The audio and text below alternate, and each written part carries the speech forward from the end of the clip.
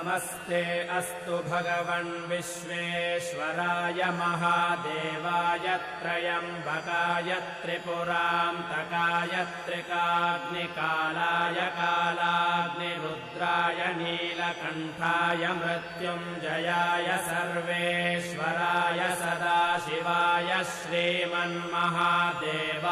नमः।